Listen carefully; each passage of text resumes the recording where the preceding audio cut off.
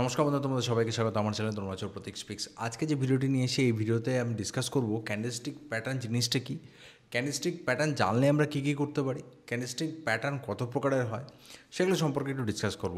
আজকে এই ভিডিওতে আমি বেসিক ক্যান্ডেলস্টিক প্যাটার্ন নিয়ে আলোচনা করব, মানে সিঙ্গেল ক্যান্ডেলস্টিক প্যাটার্ন নিয়ে আলোচনা করব, এবং এর আরও প্রকারের হয় যেখানে ডাবল ক্যান্ডেলস্টিক প্যাটার্ন এবং মাল্টিপল ক্যান্ডেলস্টিক প্যাটার্নের একটা বড় অ্যারে রয়েছে, সেটা নিয়ে আমি পরবর্তী ভিডিওতে ডিসকাস করব।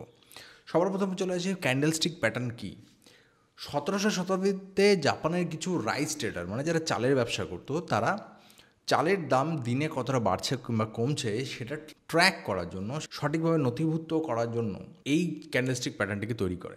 একটি ক্যান্ডেলস্টিক প্যাটার্নে সাধারণত কয়েকটি ডেটা থাকে, মেনলি 4টি ডেটা থাকে, এবং এই 4টি ডেটা থেকে আমরা বুঝতে পারি যে পার্টিকুলার দিনে ক্যান্ডেলস্টিক প্যাটার্নটা আমাদেরকে কী বলতে চাচ্ছে। এটা শুধুমাত্র যে কোনো প্রকার অ্যাসেটের, সেটা সোনা হতে পারে, ক্রুড অয়েল হতে পারে, শেয়ার হতে পারে, ফরেন এক্সচেঞ্জ হতে পারে, যে কোনো অ্যাসেটের পার্টিকুলার কোনো ডেতে তার কীরকম দাম যাচ্ছে সেটার মানে একটা রেকর্ড। এবার মডার্ন ডেতে কী হয়েছে, আগে ছিল সারাদিনের উপরে আমরা ডেটা নিতাম।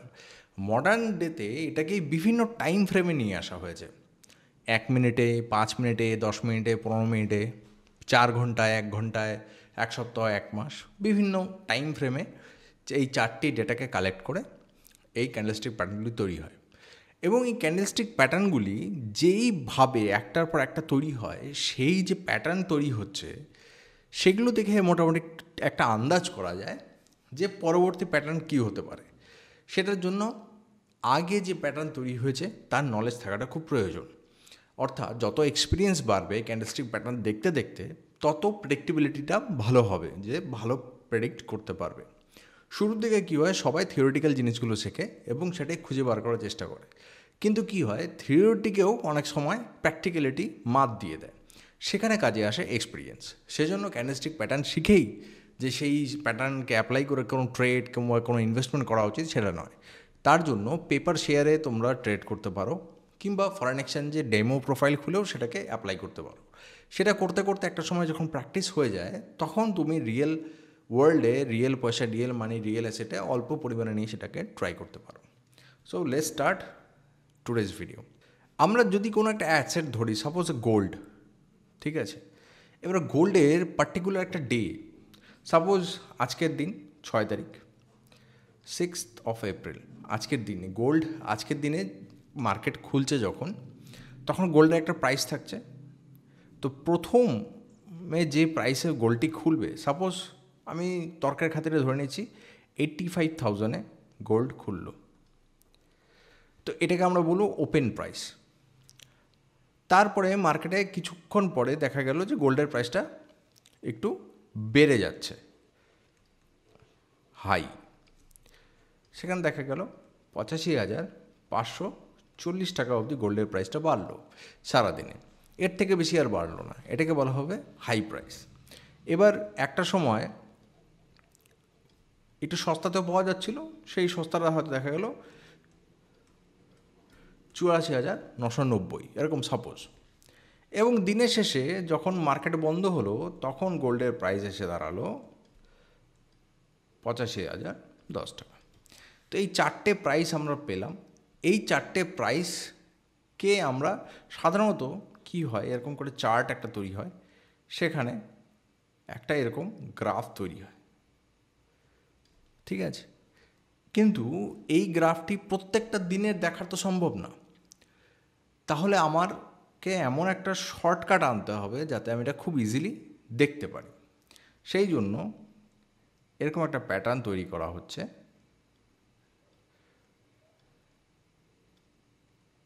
যেখানে 4টে মেইন প্রাইসকে দেখানো হবে 4টে জায়গায়, ঠিক আছে। এবার এখানে একটা জিনিস, ওপেনিং প্রাইসটা এখানে কত আছে 85,000, এবং ক্লোজিং প্রাইস রয়েছে 85,100। তার মানে ওপেনিং প্রাইসটা হবে নিচে, এটা হচ্ছে ওপেন প্রাইস, এটা হচ্ছে ক্লোজ প্রাইস, এটা হচ্ছে 85,010। হাইয়েস্ট কত গেছে, এটা হচ্ছে হাই প্রাইস, আর এটা হচ্ছে লো প্রাইস। যেহেতু ক্লোজিং প্রাইসটা ওপেনিং প্রাইসের থেকে উপরে বন্ধ হচ্ছে, সেজন্য এটার কালার হবে গ্রিন, আমি এখানে কালার দেইনি, কিন্তু এটা গ্রিন হবে, ঠিক আছে। অনেকে গ্রিন বলে, অনেকে হোয়াইট বলে। আর যদি ঠিক উল্টোটা হতো, আমরা যদি দেখতাম ক্লোজিং প্রাইস, সাপোজ যদি উল্টোটা হতো, সাপোজ আমরা যদি দেখতাম যে ক্লোজিং প্রাইস 84,400 টাকা, ওপেন প্রাইস 85,000 টাকা থাকতো, তাহলে ওপেন এখানে হতো, ক্লোজ এখানে হতো। এবার হাই প্রাইস যদি দিনের শেষে সব থেকে হাই প্রাইস যেটা, সেটা যদি 86,000 টাকায় যেত, সাপোজ 86,000 টাকা যদি যেত, তাহলে এটা হতো হাই।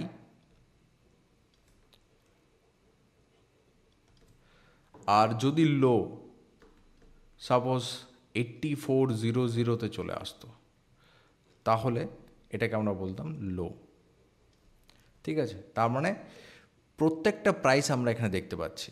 এবার ওপেন প্রাইস যেহেতু উপরে, ক্লোজিং প্রাইস নিচে, মানে দিনে শেষে দামটি নিচের দিকে পড়েছে, তাহলে এটা হতো রেড।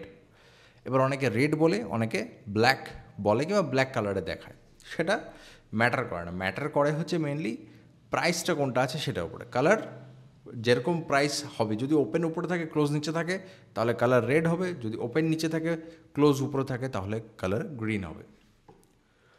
এবার আমি ধরে নিচ্ছি একটা সিম্পল ক্যান্ডেলস্টিক প্যাটার্ন।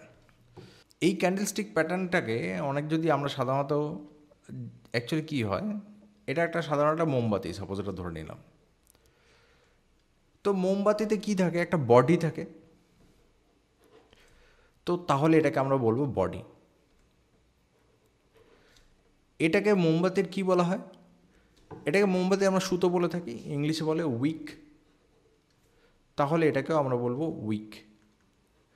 এবার কথা হচ্ছে, নিচে যেহেতু সুতো থাকে না, নিচে কি থাকে, ছায়া থাকে, ঠিক আছে। তো এটাকে অনেক সময় শ্যাডো বলা হয়। তো এখানে এটাকে উইক কিংবা শ্যাডো আমরা বলতে পারি। তো শ্যাডো আমরা এটাকেও, উপরেরটাকেও আমরা শ্যাডো বলতে পারি, কিংবা আমরা উপরটাকেও উইক বলতে পারি। তাহলে তিনটে পার্ট দেখা গেল। একটা হচ্ছে শ্যাডো কিংবা উইক, যেটা উপরে নিচে দুদিকে থাকতে পারে, আর মাঝে যেটা থাকছে সেটাকে আমরা বলছি বডি। এবার বিভিন্ন কম্বিনেশন পারমুটেশনের ক্যান্ডেলস্টিক প্যাটার্নগুলি দেখা যায়। কিছু রয়েছে যে বডি খুব ছোট, উইক অনেক বড়। কিছু রয়েছে বডি অনেক বড়, উইক নেই বললেই চলে। কিছু রয়েছে আধা বডি রয়েছে, আধা উইক রয়েছে, নিচে নেই। তো এরকম বিভিন্ন পারমুটেশন কম্বিনেশনে বিভিন্ন ধরনের ক্যান্ডেলস্টিক প্যাটার্ন তৈরি হয়, এবং সেগুলোর প্রত্যেকটির নাম রয়েছে। এবার অনেক ক্যান্ডেলস্টিক প্যাটের ভেতরে মোটামুটি 6 প্রকার ক্যান্ডেলস্টিক আমি বেছে নিয়ে এসেছি, যেটা মোটামুটি তোমাদের বেস তৈরি করে দেবে যে এই ক্যান্ডেলস্টিক প্যাটার্নগুলো এইভাবে কাজে লাগতে পারে। সবার প্রথমে যে ক্যান্ডেলস্টিকটি কথা বলবো সেটি হচ্ছে হ্যামার। হ্যামার মানে হাতুড়ি, আমরা সবাই জানি। এবার হ্যামার হচ্ছে এই। এবার এই প্যাটার্নে যখনই আমরা কোনো ক্যান্ডেলস্টিক দেখব, সেটাকে আমরা বলবো হ্যামার। এবার হ্যামারের এদিকে হালকা থাকতে পারে, কিন্তু মোটামুটি যেটা হবে যে বডিটা ছোট হবে এবং উইকটা অনেক বড় হবে, এটাকে বলা হচ্ছে হ্যামার। এর কালার কী হতে পারে? দু ধরনেরই কালার হতে পারে, গ্রিনও হতে পারে, রেডও হতে পারে। এবং তাদের কি ইম্পর্টেন্স সেটা আমি একটু পরে বলছি।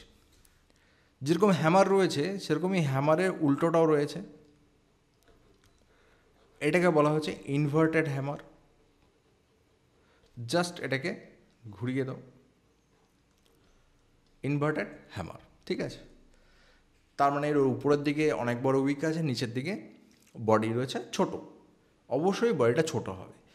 এখানে একটা জিনিস বোঝার, যে বডি যত ছোট হবে এবং উইক যত বড় হবে, তত হ্যামার ভালো কাজ করবে। বডি যত থিক হবে, মোটা হবে, এবং উইক ছোট হতে থাকবে, তত কাজ হবে না, মানে একটু কম পসিবিলিটি হবে।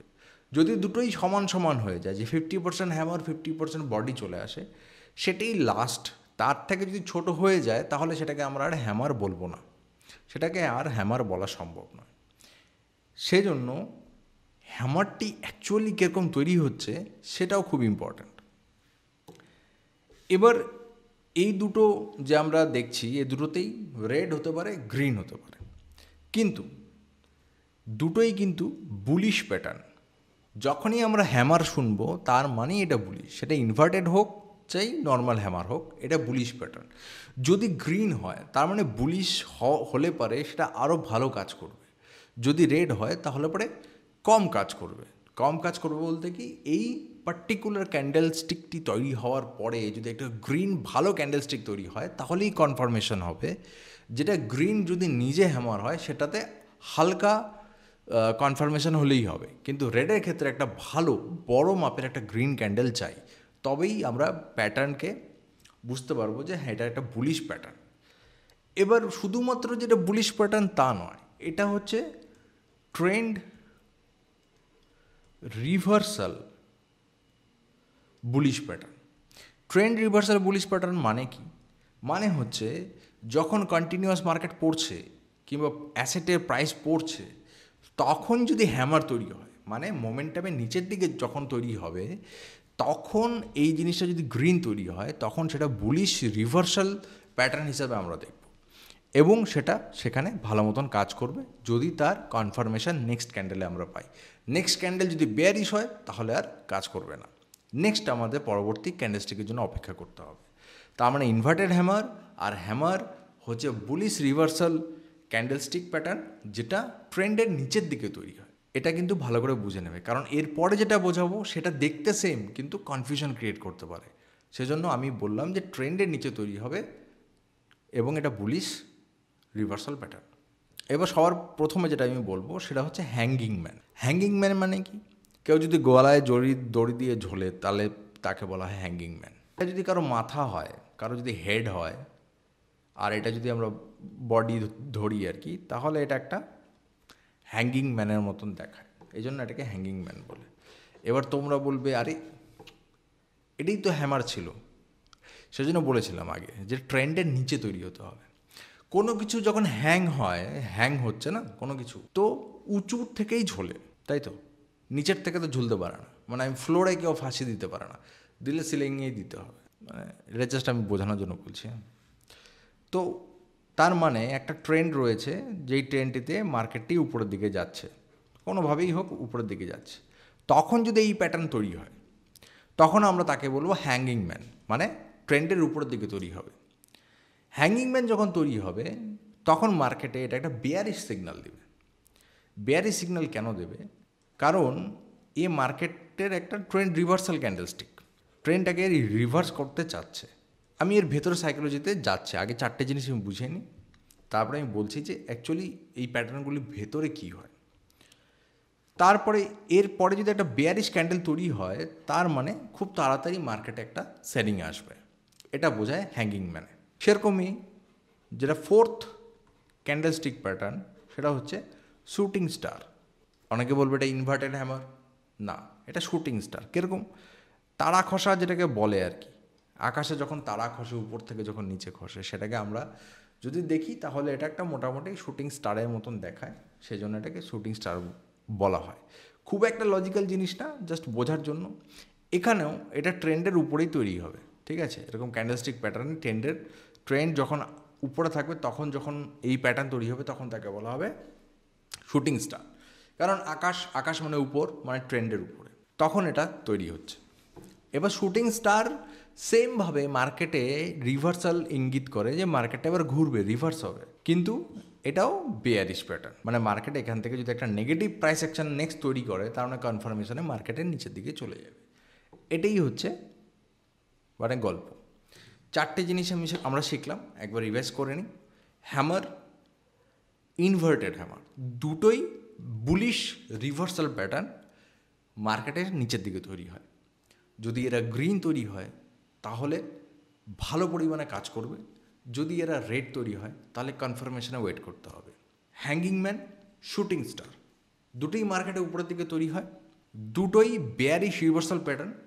যদি রেড তৈরি হয় তাহলে পরে খুব ভালো মতো কাজ করবে, যদি গ্রিন তৈরি হয় তাহলে কনফার্মেশনে ওয়েট করতে হবে। যদি পরে রেড ক্যান্ডেলস্টিক তৈরি হয় তার মানে এটা মার্কেটে কাজ করবে, নিচের দিকে মার্কেটে পড়বে। আশা করি এখানে কোনো কনফিউশন নেই। যদি কনফিউশন থাকে আমাকে কমেন্টসে জানাবে, আমি চেষ্টা করব বুঝিয়ে দেওয়ার। নেক্সট আমরা এর সাইকোলজিটা বোঝার চেষ্টা করব। প্রথমে চলেছি হ্যামার। একটা ট্রেন্ড চলছে, মার্কেট নিচের দিকে আসছে, বিভিন্ন ধরনের ক্যান্ডেলস্টিক বানাতে বানাতে হঠাৎ করেই হ্যামার বোঝাবো না, নিচের দিকে মার্কেট আসছে এবং হঠাৎ করেই এরকম একটা ক্যান্ডেলস্টিক প্যাটার্ন তৈরি হলো। এর সাইকোলজিটা কি? এর সাইকোলজি হচ্ছে যে মার্কেট যখন ওপেন হয়েছে তখন মার্কেটে বিশাল একটা সেলিং প্রেশার এসছে, সেজন্য লো প্রাইসটা অনেক নিচে চলে গেছে, কিন্তু at the end of the day মার্কেটে পুশ এসছে, মানে বুলরা ব্যাক করেছে, মার্কেটকে উপরের দিকে ওঠার চেষ্টা করেছে। এবার এখানে দুটো পসিবিলিটি হতে পারে। এক, বুলরা মার্কেটকে উপরে নিয়ে গিয়ে ক্লোজ করেছে, এটা ক্লোজ হতে পারে, তাহলে এর কালার কী হবে? গ্রিন। আর একটা, যে বুলরা পারেনি, কাছাকাছি গিয়েছিল, এখানে ক্লোজ করেছে, সেক্ষেত্রে কালারই হবে কি? রেড। এবার দেখো অনেকটা ক্লিয়ার, যদি বুলরা ক্লিয়ারলি মেজরিটিতে জিতে যায়, কোনো ক্রিকেট ম্যাচে যদি রান চেসে গিয়ে চেসিং যারা সেকেন্ডে ব্যাটিং করছে তারা যদি এগিয়ে তারা জিতে যাবে। যদি অল্প শর্টফল হয় তার মানে কি টিমটি ভালো খেলেছে কিন্তু জিততে পারেনি। সেম সাইকোলজি এখানেও লাগবে, যদি তারা গ্রিন তৈরি করে তাহলে খুব ভালো মতন এটা কাজ করবে। এই জন্যই বলছিলাম যে হ্যামার ওইভাবে কাজ করে। যদি আমরা ইনভার্টেড হ্যামারের সাইকোলজিটা বোঝার চেষ্টা করি, এখানে কি হচ্ছে, এখানে মার্কেট খুলতেই বুলরা চলে এসছে, ওখানে ছিল মার্কেট খুলতেই বেয়াররা চলে এসেছিল, এখানে মার্কেট খুলতেই বুলরা চলে এসছে, মার্কেটকে পুশ করে নিয়ে চলে গেছে। কিন্তু এতদিন কিন্তু বুলরা ছিল কি? ছিল না। তা আমরা তো ডাউন ট্রেন্ডে বুলরা আসছে না, দুটো ক্ষেত্রেই ডাউন ট্রেন্ড হচ্ছে এবং বুলরা মার্কেটে এন্ট্রি করছে, কেউ আগে করছে কেউ পরে করছে। করার পরে বেয়াররা দেখেছে আরে ভাই এরা তো হবে না, আমাদেরকে লড়তে হবে, তখন তারা মার্কেটকে পুশ করেছে। পুশ করার পরে দুটো পসিবিলিটি হতে পারে। এক, ক্লোজিং প্রাইস নিচে করেছে, বেয়াররা এখানে ক্লোজ করেছে, তাহলে এর কালার হবে রেড। তার মানে মার্কেটে সেরকম ভালো মতন যে কাজ করবে তা নয়, তার মানে বোঝাই যাচ্ছে এখনও বেয়াররা মার্কেটে সংখ্যায় বেশি। যদি তারা ক্লোজ করতে না পারে, কোনো রকমে এখানে নিয়ে আসে, তার মানে বুলরা জিতেছে, মার্কেটে রিভার্সাল আসতে পারে। বোঝা গেল? বেশি বোঝাতে গেলে অনেক সময় অ্যানালিসিস প্যারালিসিস হয়ে যায়। এতটুকুই এই পার্টিকুলার জিনিসগুলোতে বোঝো, তাহলে কি হবে, খুব সিম্পলভাবে ক্যাচ করতে পারবে। নেক্সট আমরা দেখব হ্যাঙ্গিং ম্যান। ফার্স্ট আমরা দেখবো হ্যাঙ্গিং ম্যান। হ্যাঙ্গিং ম্যানে কী ছিল? বুল রান চলছিল, একটা বুল রান চলছিল। বুল রানে কী হয়, সেলাররা বেশি থাকে না। তো যখন এই ক্যান্ডেলস্টিক প্যাটার্নটি তৈরি হচ্ছিল তখন শুরুতেই সেলাররা খুব অ্যাগ্রেসিভভাবে মার্কেটে এসছে এবং প্রাইসটাকে এখানে লো নিয়ে এসছে। এবার তারপরে বুলরা এসছে, বুলরা এসে মার্কেট যখন ক্লোজ করার চেষ্টা করছে, বুলরা আইদার এখানে ক্লোজ করতে পারে, বুলরা যদি এখানে ক্লোজ করে তার মানে কী হবে, মার্কেট গ্রিন হবে, গ্রিনে ক্লোজ হবে, সেক্ষেত্রে এটা নেগেটিভ অতটা হচ্ছে না, মানে বেয়ারিশ প্যাটার্ন অতটা ঠিকঠাক বোঝা যাচ্ছে না। কিন্তু যদি বুলরা হেরে যায়, যদি বুলরা এখানে ক্লোজ করে, তার মানে এটা কী হবে, রেড কালার রেড হবে, তার মানে মার্কেটে রিভার্সাল আসতে পারে। পরিষ্কার বোঝা গেল? এবার যদি ওরকমই দেখি, একটা বুল রান চলছে চলছে চলছে, এবার একটা শুটিং স্টার তৈরি হবে। মার্কেট খুলতেই বুলরা চেষ্টা করলো পুশ করার, কিন্তু এতটাই টপে আছে যেখানে ট্রিগার হচ্ছে কারা, সেলাররা। তো সেলাররা বুঝতে পারছে যে এতটা কিন্তু বুলরা সাস্টেন করতে পারবে না, সেখানে কন্টিনিউয়াস যে র্যালি চলে যাবে তা নয়, তখন আসবে কারা, সেলাররা আসবে, মার্কেটকে ক্লোজ করার চেষ্টা করবে। সেলাররা যদি এই পজিশনে মার্কেটকে ক্লোজ করে, যদি যতটা বুল রান নিয়ে গেছে তার থেকে যদি শর্ট ফল করে এখানে, তাহলে এটা কী হবে, গ্রিন হবে, গ্রিন কালার হবে যদি এখানে ক্লোজ হয় মার্কেট। তার মানে এখনও একটা গ্রিন ক্যান্ডেল তৈরি হলো। হ্যাঁ, শুটিং স্টার তৈরি হয়েছে, কিন্তু খুব যে স্ট্রং শুটিং স্টার হবে তা নয়, কারণ এটা বেয়ারিশ ক্যান্ডেল। গ্রিন ক্যান্ডেল হলে অতটা বেয়ারিশ নয়। যদি এখানে ক্লোজ করে দেয়, যদি এখানে ক্লোজ করে দেয়, তাহলে কি হবে, এটা রেড হবে, তার মানে এই বেয়ারিশ ক্যান্ডেলটা ভালো কাজ করবে, মার্কেটকে আরও তাড়াতাড়ি নিচের দিকে নিয়ে যাবে। তো এই চারটে বেসিক প্যাটার্ন আশা করি তোমরা সবাই বুঝে গেছো। এরপরে যেই ক্যান্ডেলস্টিকটি কথা আমি বলবো সেটা হচ্ছে মারো বুজো। বিভিন্ন প্রনাউন্সিয়েশন আছে, আমি এটাই প্রনাউন্সিয়েশন জানি আর কি, মারু বুজো বলে অনেকে। এই জিনিসটা কি, এই জিনিসটাতে শুধুমাত্র বডি থাকবে, কোনো প্রকার শ্যাডো কিংবা উইক থাকবে না। এবার প্র্যাকটিক্যালে কী হয়, একেবারেই যে সলিড তৈরি হয় সেটা খুব কম দেখা যায়, তবুও হালকা উইক থাকলেও আমরা কনসিডার করতে পারবো, কিন্তু খুবই নেগলিজেবল থাকতে হবে। হ্যাঁ, খুবই নেগলিজেবল, মানে 10%-এর বেশি যাতে না হয় বডির, এটা ভিজুয়ালি তোমাকে দেখতে হবে।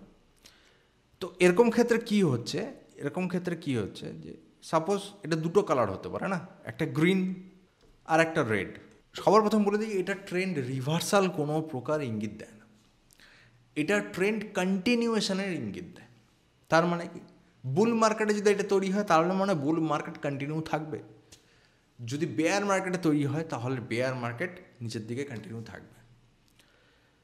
এবার কথা হচ্ছে যে এরকম কি হতে পারে যে বুল মার্কেটে রেড তৈরি হবে? না, ওটা হবে না, ওটা হয় না। ওটা হতে গেলে পরেই হ্যামার কিংবা শুটিং স্টার কিংবা এগুলো তৈরি হয়ে যায়, ঠিক আছে? এখানে কি দেখায়, ক্লিয়ার ডমিনেন্স অফ বায়ার কিংবা বুলস, অথবা ক্লিয়ার ডমিনেন্স অফ সেলার কিংবা বেয়ার্স। তো যখন আমরা গ্রিনের কথা বলবো, ওপেন প্রাইস হবে এখানে, ক্লোজিং প্রাইস হবে এখানে। তার মানে মার্কেট খুলেছে, কন্টিনিউ উপরে উঠে গেছে, কোনো প্রকার সেলারই নেই। সেলার থাকলেও পরেও সেরকম মানে জাস্ট ওরকমই রয়েছে, মানে সেলারদের খুব বেশি পাওয়ার নেই এখানে, মার্কেট প্রাইসকে ডাউন করার মতন পাওয়ার নেই। যদি এটা রেড হয় তাহলে উপরে ওপেন হবে, নিচে ক্লোজ হবে। তার মানে এখানে কি বোঝা যাচ্ছে, মার্কেট ওপেন হতেই সেল হওয়া শুরু হয়েছে এবং কন্টিনিউয়াস মার্কেটের নিচে চলে আসছে। তো এটা একটা ক্লিয়ার কাট মার্কেটের ইঙ্গিত যে এই যে ট্রেন্ডটা চলছে সেটা আগামী দিনেও চলবে, অ্যাটলিস্ট 2, 3, 4 ট্রেডিং সেশনে এই মোমেন্টাম থাকবে। রিসেন্ট টাইমে মার্কেটে আমরা যে মারুবুজোগুলো দেখছি সেটা অলওয়েজ রেডই দেখছি, কারণ একটা জিনিস তোমাদেরকে বুঝতে হবে, শেয়ার মার্কেটে গ্রিন ক্যান্ডেলগুলো ছোটো ছোটোই তৈরি হয়, খুব বড় বড় গ্রিন ক্যান্ডেল সবসময় দেখা যায় না। এবং মার্কেটে যখন রেড ক্যান্ডেল তৈরি হয় সেগুলো অনেক বড় বড় হয়, কারণ শেয়ার মার্কেট যত বড় হচ্ছে আমাদের ভলাটিলিটি বাড়ছে এবং প্যানিকের সিচুয়েশান বেশি তৈরি হয়। আর একটা কথাই রয়েছে, শেয়ার মার্কেটের টাকা উপরের দিকে যখন আমরা বানাই আর কি, সেটা সিঁড়ির মতন হয়, স্টেপে স্টেপে ধীরে ধীরে, কিন্তু যখন মার্কেট পড়ে তো লিফটের মতন পড়ে, একদম ধারাম করে পড়ে। তো সেক্ষেত্রে আমরা মারুবুজোগুলো আমরা দেখতে পাই। এবার মারুবুজো দেখেও অনেক কিছু বোঝা যায়, যদি এত বড় একটা রেড ক্যান্ডেল তৈরি হয় সেক্ষেত্রে কী হয়, একটা ক্লিয়ার ইন্ডিকেশান যে এই রিসেন্ট টাইমসে তো নতুন করে ইনভেস্টমেন্ট করা যাবে না। যদি গ্রিন হয় তাহলে পরে একটু মানুষ ওভার কনফিডেন্ট হয়ে যায় যে হ্যাঁ ঠিক আছে মার্কেটটা চলবে, কিন্তু গ্রিন মারুবুজোর থেকে রেড মারুবুজো অনেক বেশি স্ট্রং হয়, এটা আমার এক্সপিরিয়েন্স। খাতায় কলমে অনেক কিছু না হলেও আমি যতটা দেখেছি, গ্রিন মারুবুজো হওয়ার 2-3 দিন পরেই মার্কেট আবার পড়া শুরু করে দেয়, আমি দেখেছি। এটাই হয়, তোমরা দেখতে পারো, চার্ট তো অলওয়েজ ফ্রি পাবলিক ডোমেনে রয়েছে। কিন্তু কিন্তু যখন রেড তৈরি হয় তখন কিন্তু কন্টিনিউ ধাম ধাম ধাম ধাম পড়তেই থাকে। তো এই হয়ে গেল আমাদের 5 নম্বর ক্যান্ডেলস্টিক্স। এবার হচ্ছে 6 নম্বর ক্যান্ডেলস্টিক্স। এটা ভেতরে আবার 3-4টে ভাগ রয়েছে। 6 নম্বরে কী রয়েছে, ডোজি। অনেকে নাম শুনেছ, ঠিক আছে। ডোজি ক্যান্ডেলস্টিক না কন্টিনিউয়েশনকে বোঝায় না রিভার্সালকে বোঝায়।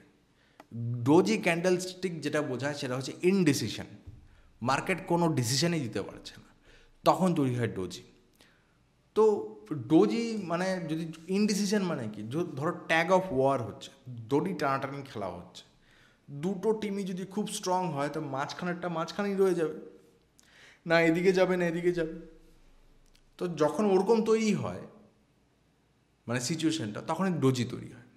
তো এবার এই হরাইজন্টাল জিনিসটাকে যদি আমরা ভার্টিক্যালে নিয়ে যাই, এরকম নিয়ে যাই আর কি, তো একটা প্যাটার্ন তৈরি হবে। দেখো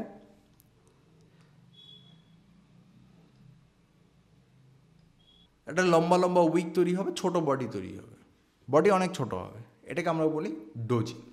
রেড হোক গ্রিন হোক কিছু যায় আসে না, ঠিক আছে, মোটামুটি একই হয়। খুব যে কেন বডিটা খুব ছোট হবে না, তো গ্রিন আর রেডের মধ্যে খুব একটা বেশি ডিফারেন্সই নেই, ও তো হালকা মার্জিনে 5 পয়েন্ট 10 পয়েন্টের মধ্যেই হবে।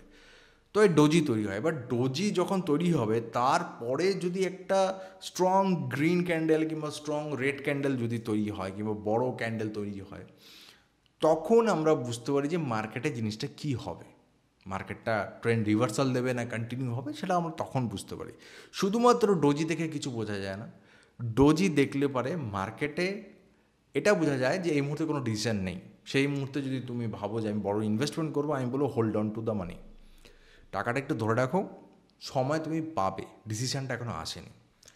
এবার এই ডোজির ভেতরে প্রকারভেদ, একটা হচ্ছে লং লেগেড ডোজি, তার মানে বিশাল বড় বডি, এটা হচ্ছে লং লেগেড ডোজি। এক্ষেত্রে কী বোঝা যায়, মার্কেট প্রাইসটা অনেক দূর উঠেছিল, মার্কেট প্রাইসটা অনেক নিচেও নেমেছিল, তার মানে এটা কি ভলাটিলিটি, মার্কেটে প্রচুর পরিমাণে ভলাটিলিটি বোঝা যাচ্ছে। মার্কেট এক সময় উপরে চলে যাচ্ছে, এক সময় নিচে চলে আসছে, এবং মার্কেটে লিকুইডিটিও অনেক বেশি, এটা দিয়ে বোঝা যায়। কারণ প্রাইসের ভেতরে ডিফারেন্স অনেক বেশি রয়েছে, বিভিন্ন লেভেলে বায়ার্স এবং বিভিন্ন লেভেলে সেলার্সরা মারপিট করছে। এই ধরনের যখনই ডোজি তৈরি হবে, মার্কেট থেকে একটু দূরে থাকা উচিত, এটা আমার পার্সোনাল পরামর্শ, নিতেও পারে নাও নিতে পারো। Next, grape stone dozy. Grape stone কী হয়, মেনলি যে তোমরা গ্রেপ যখন যদি দেখে থাকো, সেখানে এখানে মানুষকে দফন করা হয়, তো এখানে একটা মানে জিজাস ক্রাইস্টের একটা ক্রস থাকে, তো সেটাকে ইন্সপায়ার্ড হয়ে এটা নাম দেওয়া হয়েছে গ্রেপ স্টোন ডোজি। এর মানে কি, মার্কেটে বাইয়াররা এসেছিলো, প্রাইসকে উপরে নিয়ে গেছে, সেলাররা এসছে, প্রাইসকে একদমই ওই পজিশানে এনে ছেড়ে দিয়েছে। তো এটা খুবই পাতলা এবং ছোট হয়, একটু বড় হলে পরে হয়তো এটা ইনভার্টেড হ্যামার হতে পারত কিংবা শুটিং স্টার হতে পারত, কিন্তু এটার বডিটা এত ছোট সেজন্য আমরা কিছু বলতে পারছি না, এটাও একটা ইনডিসিশন। এক্ষেত্রে অনেকে যদি এটাকে ভেবে নাও যে এটা বুলিশ হতে পারে কিংবা এটা বেয়ারিশ হতে পারে, তবে আমি বলবো যে এটার জন্য কনফার্মেশনে ওয়েট করতে হবে। সাপোজ একটা বুল রানের পরে যদি এরকম গ্রেপস্টোন ডোজি তৈরি হয়, তো মার্কেট সামান্য কিছুক্ষণের জন্য হল্ট করতে পারে, কিন্তু এর পরেও যদি একটা গ্রিন চলে আসে, তার মানে মার্কেট কন্টিনিউ করবে।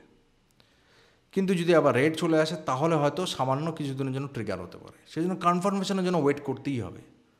ঠিক আছে, সেটা মার্কেটের উপরে তৈরি হোক চাই মার্কেটের নিচে তৈরি হোক, সেই জিনিসটা বুঝে নিতে হবে। এরপরে হচ্ছে ড্র্যাগন ফ্লাই ডোজি। খুবই ছোট বডি, ড্র্যাগন ফ্লাই আমরা জানি ফড়িং,